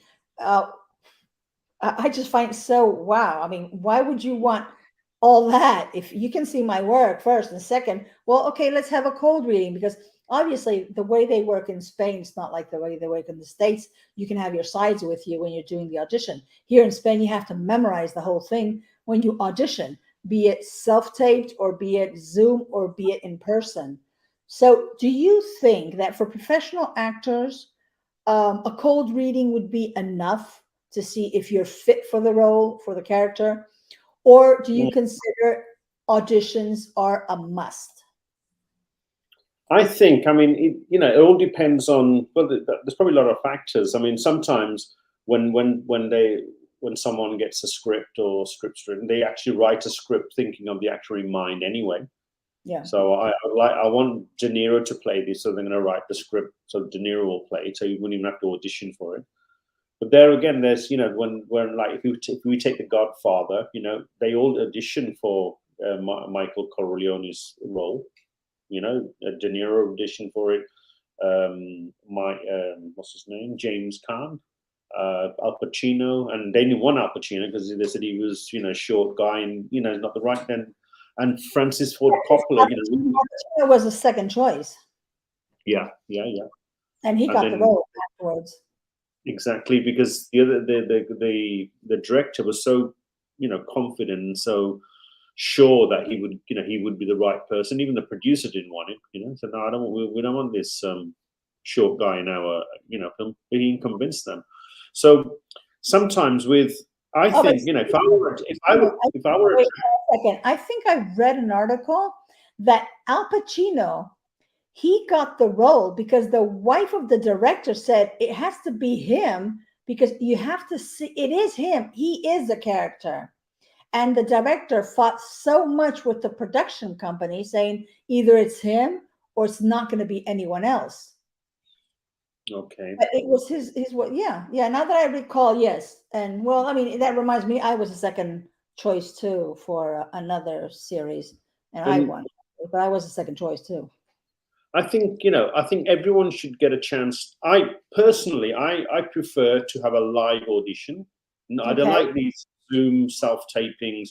The only advantage you get from self-tapings, you can make mistakes and repeat it again and again until you get it right. Yeah. Of course, if you're there on stage and they watch you, I feel more, and I've got other people filming you, rather than you getting out of the way of the camera and things like that. I prefer to do a live audition, live casting than the tapings they do. The advantages, I mean, you don't have to go and do, maybe you're busy at the time, you can say I'll do it tomorrow afternoon or something, and then do it. That's the advantage. And the other advantage is that you can always send option 1, 2, and 3.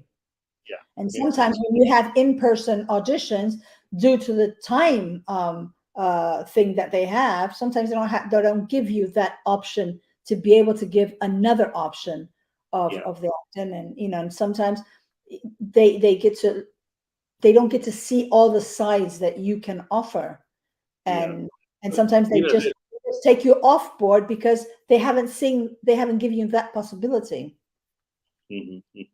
But also, like, when you go to a place where you do the casting and everything, I mean, they got the director sitting there, maybe you've got the person filming and the casting director, etc.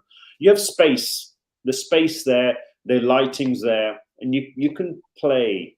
But when you're at home, you got your TV set in the way, you got a sofa, you're gonna make some room, and if you move a little bit, you'll see the door, and it kind of limits you, and you feel like you can't move around as much. And I like to move around when I'm, auditioning, because then you can actually get into your role and do it and use that space around you to breathe, basically. That's why I prefer live. Once the live one's done and they say, okay, now we'll do a cold reading. So from the live audition, they selected their 5 or 6 possibilities maybe, and then that's different. Yeah, then they could say on just a cold reading to enter. I don't like that. I had once some time ago to do a voiceover, and they just gave me the text to read, and they were recording it. And I said, I need time to. No, we don't have time. We've got to read it. And of course, you make mistakes. You stutter on your words, and it's like that, Yeah. So if they give me the text the night before, I would 1 second, my son's at the door, and the door's locked. 1 second. Yeah.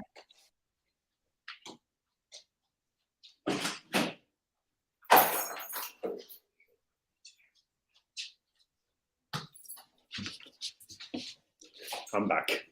I locked the door. He's ringing the bell, and he rang me on the phone.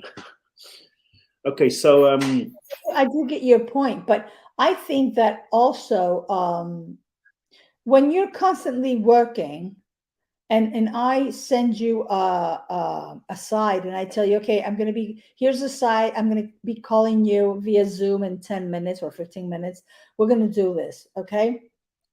When you've been working constantly, it comes out easy to read the side. You just have to read it first to know what the story's about, and then you already know the intonations, where you're going to be putting them and where not. Um, but of course, that's when you have a rolling career, rolling in the sense that it's, it's going, it's working almost every day, like you say, right?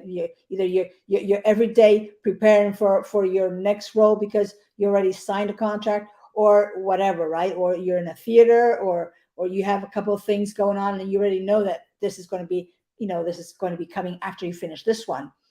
Obviously, if you're not constantly working, you do get that roughness, and you do have to practice. And it's hard when I say, okay, hold on a second, check the comments, I'm sending you something now, do that.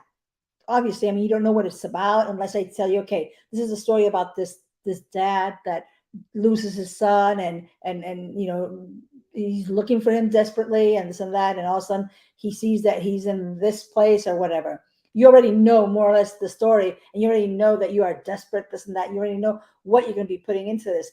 The thing that I find most difficult here in auditions is that they tend to give us very little information, so you really don't know where your character's coming from, where it's going, what the story is about. You don't know anything about it, so it doesn't give you that much of a possibility for you to give the most into the character, because you're just going blind. You really don't know much. I mean, I compare it to auditions that I get from the States or from the UK, and the ones in Spain, and it's God, if you look at them, it's completely different. I have, a bit of a breakdown of the character, who the character is, the age, what the character looks like, etc., etc. I mean, one of that you helped me do, you read with me,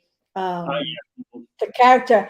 I was in character since 11 o'clock in the morning because I had to do my hair myself. So because I wanted to really look Victorian, and you helped me with this one.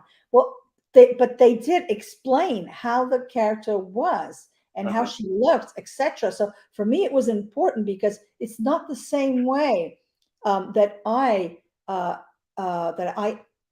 act the mother, a possessive mother of a child nowadays, Mhm. right? As I would if I was in the Victorian times.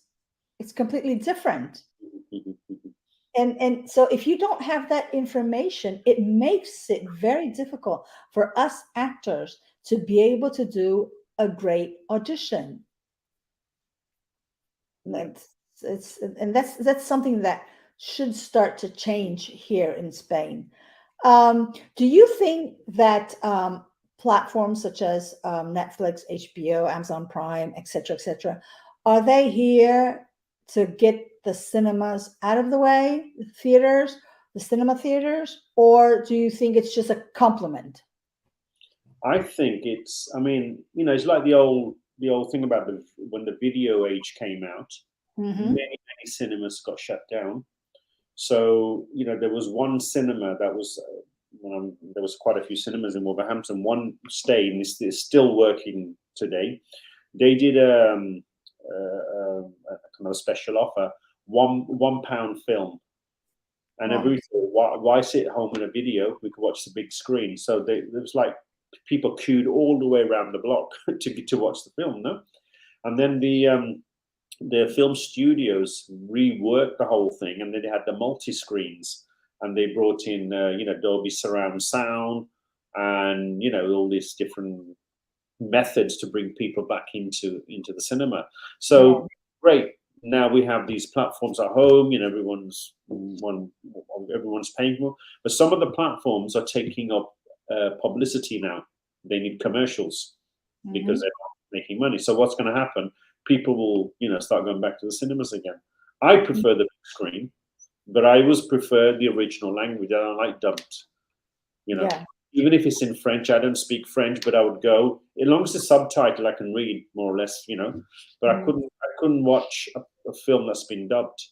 And most of the cinemas here, I have to go into the city to watch.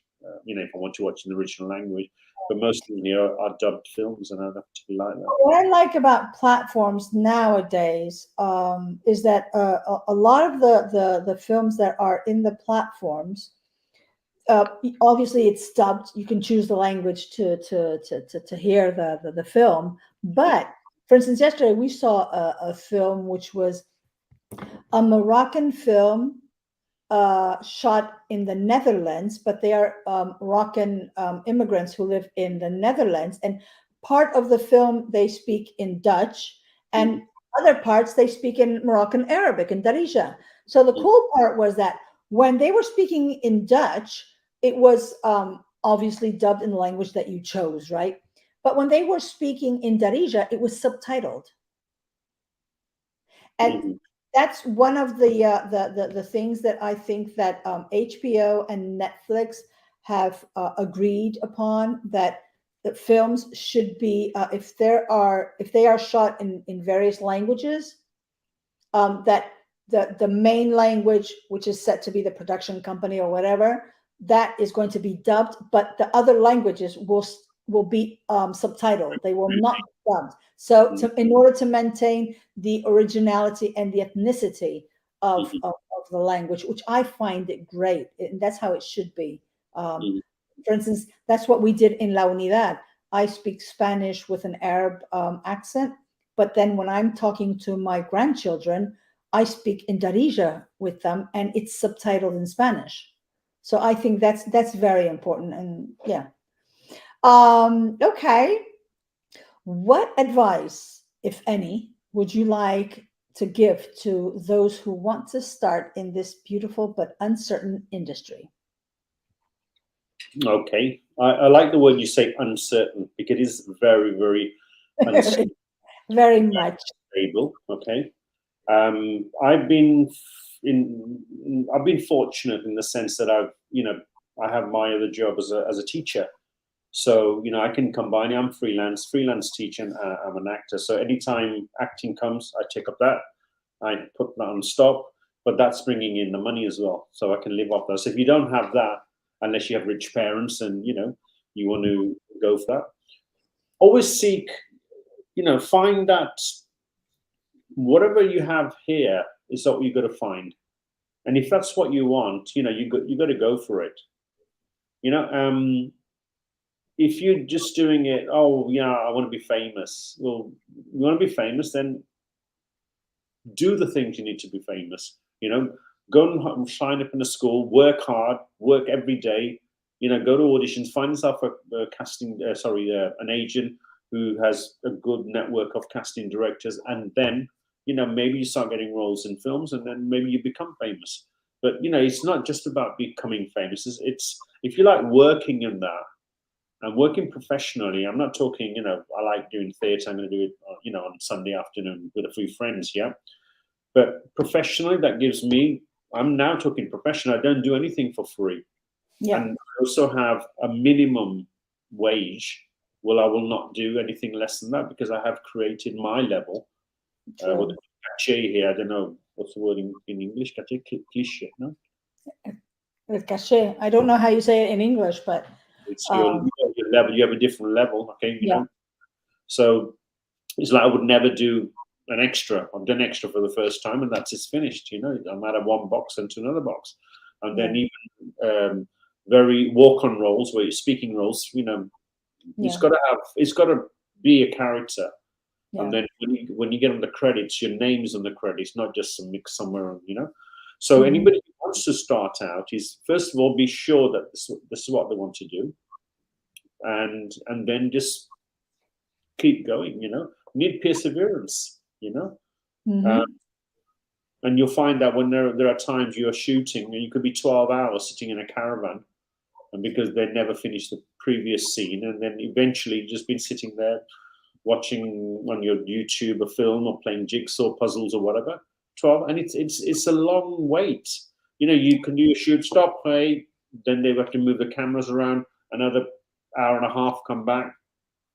So there is hard work, you know, on that. And then you got the glamorous life. When it's all finished, you know, you go and you get the film premiere in Cannes or wherever, and you're there on stage with all the people. That's the glamorous part of it, okay? And but I think it's important to really know is that what you want, you know? You know, I'm 59, and I started when I was a kid, and I'm still fighting for it. So it's not like, you know, and I would never throw in the towel, you know. Mm. The good thing about the actors can work until they die. You know, it's not a job that, you know, you retire at 65 if you wish. Yeah, That is. yeah, true. I mean, you can, yeah, there are very few jobs, you know, being an actor, being the Queen of England, you know, and things like that, that you can do until you die. Do you believe in giving back? We're talking about not only giving back with your own acting tips and working tips, but giving back with your contacts. Because it's easy to give tips and things like that, but not everyone is very fond of giving away their contacts. I help out always. You know, I will say to someone, you know, someone stops me, oh, how my daughter wants to do this. Well, look, here's get in touch with this person. You know, I have a friend he's a couple of years old, my friend, colleague I know, a couple of years older than me. You know, he's really looking into getting to this acting world. Can't find an agent. I've given him a couple of, you know, names and contacts. Of course, the agent said, "Do you have a show reel?" No, you know, and he can get into the commercials, publicity adverts with a lot of agents that come. But then that's just like, you know, I don't even think half of it's acting. It's just your face fits good in that, and they take you, you know. Sure. And I've done the last commercial I did was the Renault, the car, a couple of years ago, and you know I got that. But I'm not a great fan of doing commercials, but I like doing fiction work. You know, the other is just publicity. You know, I get paid well, but I like fiction work, and I'm very open to, you know, help out if necessary. A lot of people wouldn't. You know, you'd say, where are the mushrooms? They're over there. No, they were over there somewhere. Send them the wrong way. They don't want, you know, people to find the mushrooms. Yeah. You know? Yeah. I know that feeling. If you could go back and forward in time, what would you tell your own self, your past and your future self? If I went into the past, I think I would like to, if I had the knowledge, say, right, you need to go to drama school, you need to do this, go through the whole thing, I would have been in a higher position than now. And in the future is that I would really, you know, like to leave everything and have total dedication to acting, as long as I could support myself financially. You know, that's all. Even, you know, I've said to my partner a few times, you know, if I could get someone to adopt me, and just, you know, I just got my rent paid or whatever, and I could work, as long as I get my food and pay my bills. That's it, and I could do that. I wouldn't even want to be like this, you know, millionaire or anything. Just go for it. We can start a movement which is called Adopt an Actor. That's not a bad idea. We can start a movement, Adopt an Actor. Adopt an actor. Yeah, you never know. Might work. You could start a crowdfunding campaign. The domestic chores. Yeah, whatever. Or, you know, in exchange, you will be going to all his or hers premieres, right, and things like that. So it's not bad. You know, the golden seat. Yeah, you get the golden seat. Yeah. Okay. Besides acting, and obviously that's a passion. It's a working hobby, like I call it. It's a paid hobby.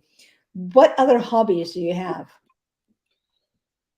Well, I mean, I like. I do go to do a bit of sport. When I say sports, I go to the gym. I like to keep myself fit. Swimming.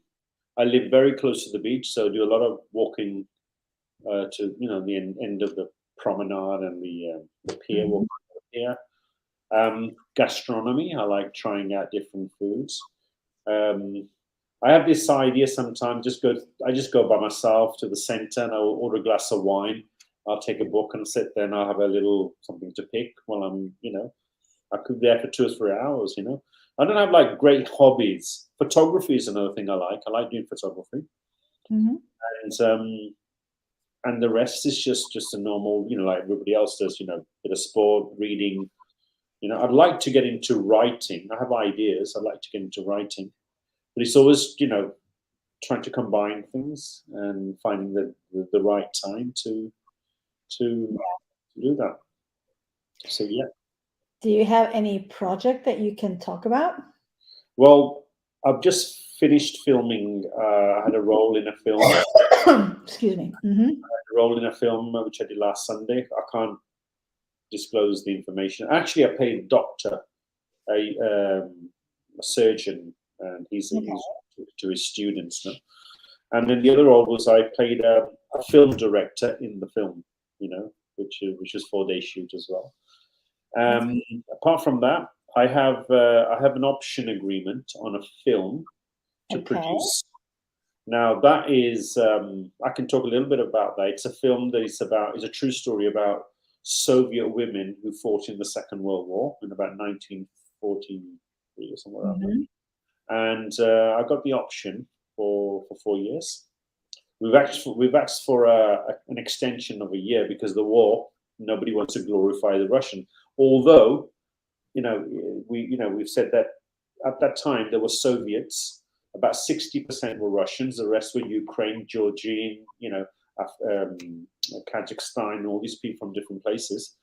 But at the moment, this people have put this project on hold because of the war, and we've got some interest from some people from the United States. The budget's been done. The budget doesn't actually include the A-list actors. It doesn't include the directors, the producers, and the director of photography. And currently, it's at 39 million euros. So, project. So, but Wow. we'll have A-listers. A-listers. I mean, if we could get hold of, say, Angelina Jolie to direct it, because it's a film about women, get a woman to direct it, and I believe in that. Then the top women, Anne Hathaway could play a role. Zendaya. There's all these young actresses who are in the top cliche, we say, who could, but there again, every actor has a different price. They're And we're talking about Russian women. well, we could have Russian American, Ukraine American. Yeah, but you can't have Zendaya Russian. Zendaya would not look like a Russian woman at all. Mhm. So you would have to be At careful with the that. moment, we've got a small production company that. I think that the goal of looking for a famous director, and if it were a woman, it would give it a good input. It would be great. I mean, talking about Angelina Jolie would be great to have her on board. I mean, there are other women directors. You can even talk to. I mean, she's okay. Angelina Jolie. She's very famous, more famous as an actress than as a director. You could even talk to Isabel Coixet, and I believe that she would happily take a look at it, and maybe, I mean, she's closer to you than Angelina Jolie. We have approached her. Okay. We have approached her, and we have And not received. an answer yet? Well, you still haven't received an answer until you get the no, the official no. It's still an open thing. But you have other Spanish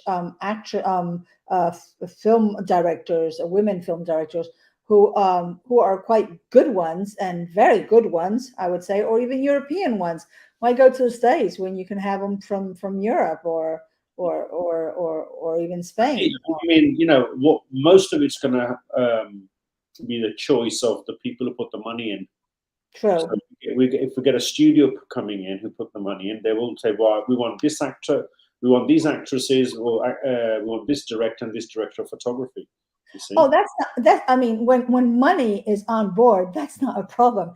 They can say whoever they want. All you have to do is just contact their agents, and they will be on board if they like the story. It's as simple as that. The thing is, bring in the money.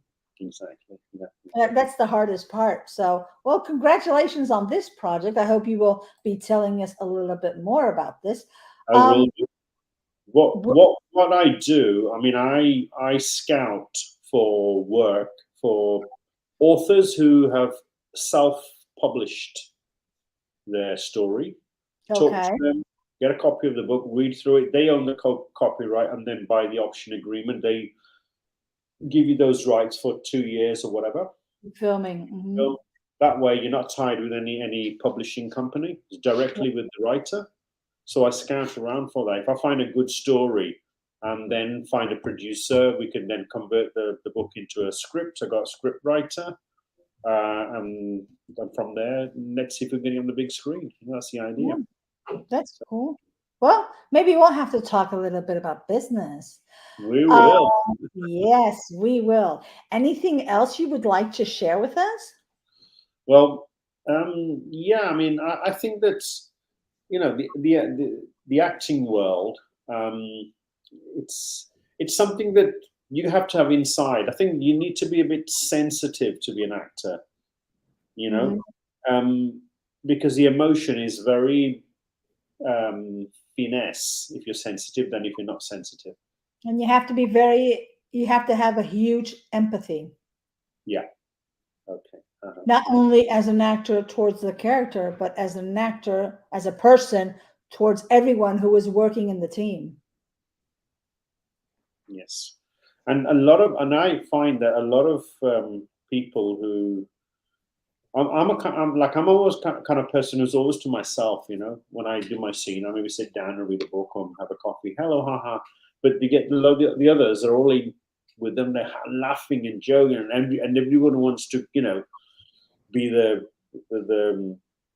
under the limelight, And I think this is because they feel very insecure. And when it's insecurity, that's not true. I love to talk with people, and I'm not insecure at all. It's just that I'm very social. That's it. I don't know. I understand. I understand your point, and I do understand and respect colleagues when we are working and we are in set, and there's a break, and some actors and actresses, well, let's use the generic term, actors prefer to be left alone with their sides, rehearsing or whatever, or they just want to be in the character. They just don't want to stop. I do respect that a lot. I mean, in my personality, I just love to wander around and just talk to everyone and see if anyone needs help or whatever. I mean, I'm just like a mom goose on set. So, but that's me. But I do understand your point. But not everyone. Not everyone. Brady is insecure. It's just that there are people. Plus, we're talking about Spain. People like it's okay. Coffee time. Hala, fiesta. Everyone goes off, and it's a bit of it's a mentality, right, and the culture thing. Okay, this is just to start to practice for when you get awarded for one of your roles. But in my case and in my show, you have all the time you want to think. There's not going to be no TikTok. No music is going to start playing because your time is over or whatever. Who would you like to thank? Thank you for having me on the show. That's the first one. Okay. No, I'm very grateful for people who have helped me.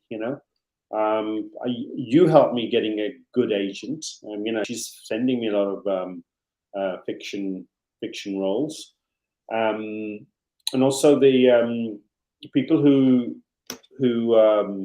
like this acting world but not into it are very supportive in that sense. When I work and I say to them, look, I'm going to be away for 2 weeks because we're shooting. Oh, great! What's the role? And then when you come, tell us about it. And I like to thank them because they've actually stopped their work for me, for me to do my work. The work I like, and I think that's really nice because somebody would say, well, Are you working for me or are you working for someone else? Your choice is yours, And they're quite easygoing in that sense. When I went to do Vicente Ferrer, I told the company I was teaching at, I was teaching English. I said, look, I'm going to be away for 6 weeks. Why? I said, I'm going to India to shoot. Really? Wow, excellent. So they said, okay, we'll stop the course here and we'll continue when you come back. And that's how nice they were with me. And I'd like to thank all those people who have, supported me.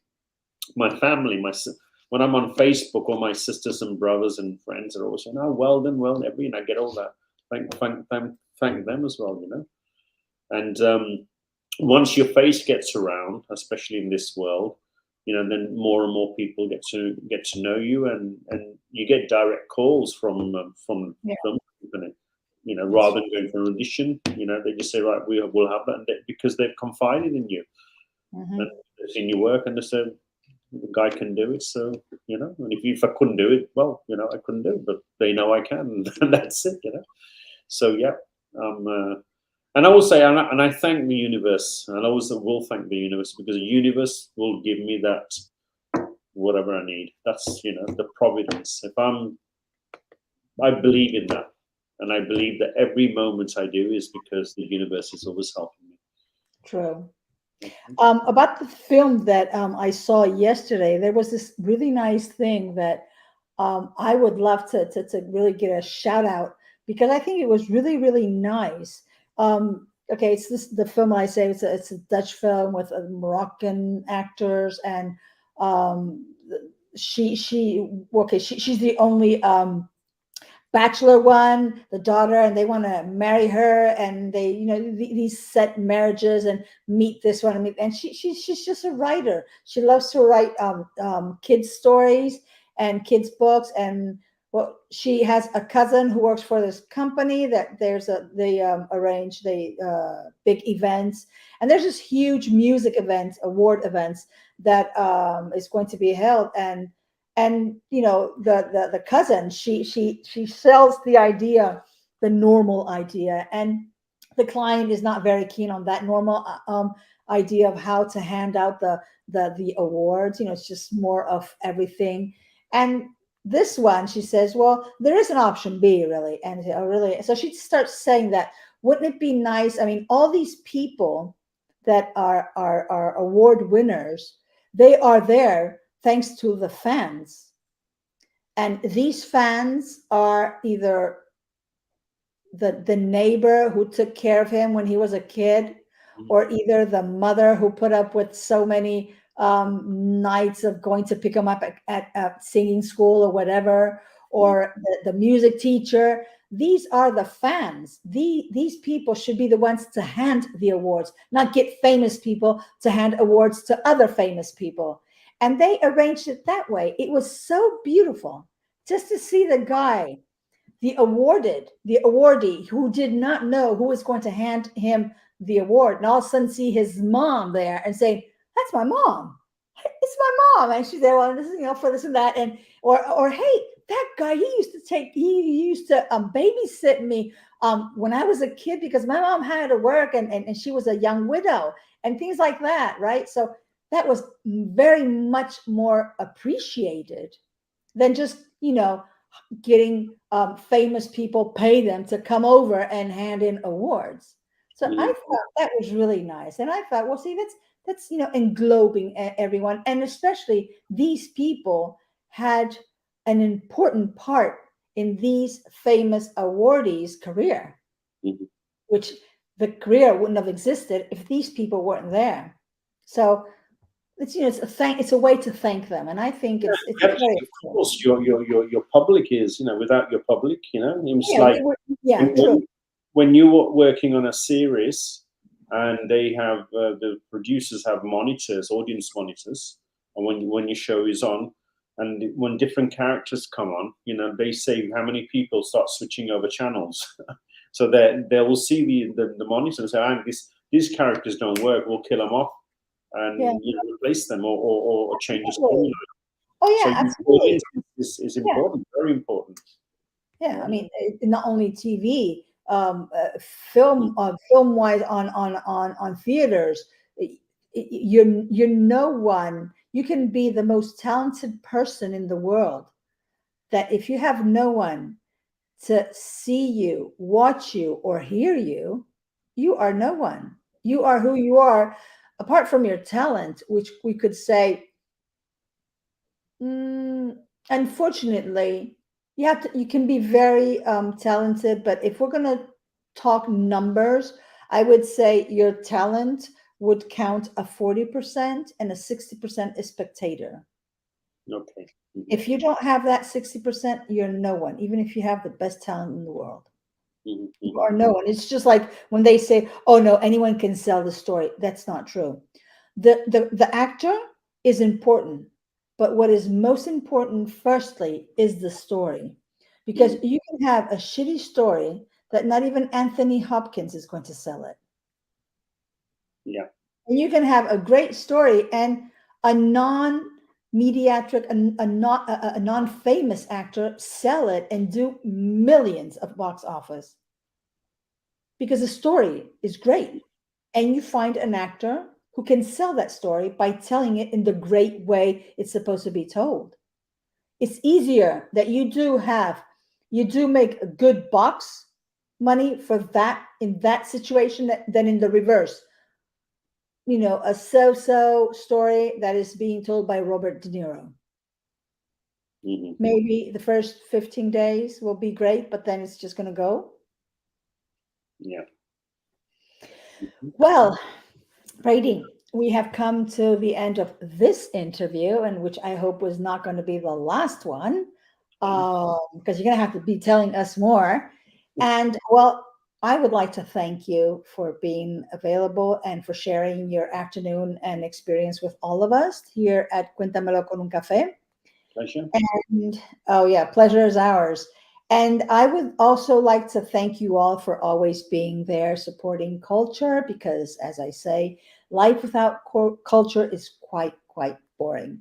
You can follow Brady through his social networks, which I, as usual, I always add with in my YouTube channel along with the video.